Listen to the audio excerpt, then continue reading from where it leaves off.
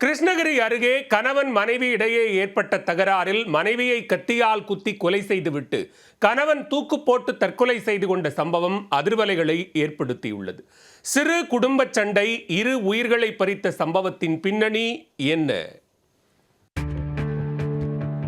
கிருஷ்ணகிரி மாவட்டம் தொட்டமெட்டரை கிராமத்தில் வாடகை வீட்டில் வசித்து வந்தவர் 30 வயதான சுரேஷ் ஒசூரில் தனியார் கம்பெனி ஒன்றில் ஊழியராக வேலை பார்த்து வந்துள்ளார்.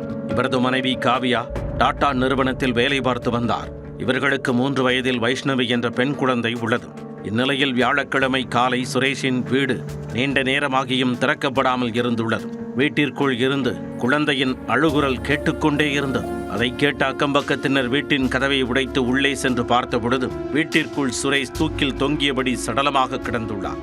அருகில் அவரது மனைவி காவியா கழுத்தில் காயங்களுடன் இரத்த வெள்ளத்தில் உயிரிழந்து கிடந்துள்ளார். அதிர்ச்சியில் உறைந்து போன அப்பகுதி மக்கள் சம்பவம் குறித்து உத்தன்னப்பள்ளி போலீசாருக்கு தகவல் கொடுத்துள்ளனர். சம்பவ இடத்திற்கு விரைந்து சென்ற போலீசார் இரு உடல்களை கைப்பற்றி கிருஷ்ணகிரி அரசு மருத்துவக் கல்லூரி மருத்துவமனைக்கு அனுப்பி வைத்தனர். போலீசாரின் முதற்கட்ட விசாரணையில் பூட்டிய வீட்டிற்குள் நடந்தது என்ன என்பது தெரிய வந்தது.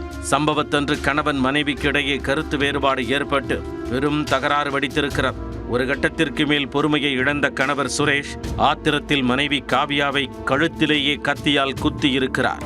இந்த கொடூர தாக்குதலால் நிலை குலைந்து இரத்த வெள்ளத்தில் சரிந்த காவியா சம்பவ இடத்திலேயே துடிதுடித்து உயிரிழந்து விட்டார்.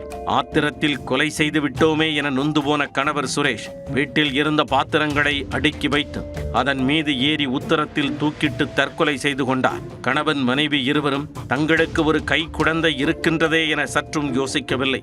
இருவரும் உயிரிழந்து விட்ட நிலையில் குழந்தை வெகு நேரமாக அழுது கொண்டே இருந்துள்ளது. காலை 10 மணிக்கு மேல் ஆகியும் குழந்தை தொடர்ந்து அழுது கொண்டிருந்ததால் சந்தேகமடைந்த அக்கம் பக்கத்தினர் வீட்டின் கதவை உடைத்து பார்த்தபோதுதான் இந்த சம்பவம் தெரிய வந்தது. கணவன் மனைவி இருவரும் பூட்டிய வீட்டிற்குள் உயிரிழந்து கிடந்த சம்பவம் அப்பகுதியில் பெரும் பரபரப்பை ஏற்படுத்தியிருக்கிறது.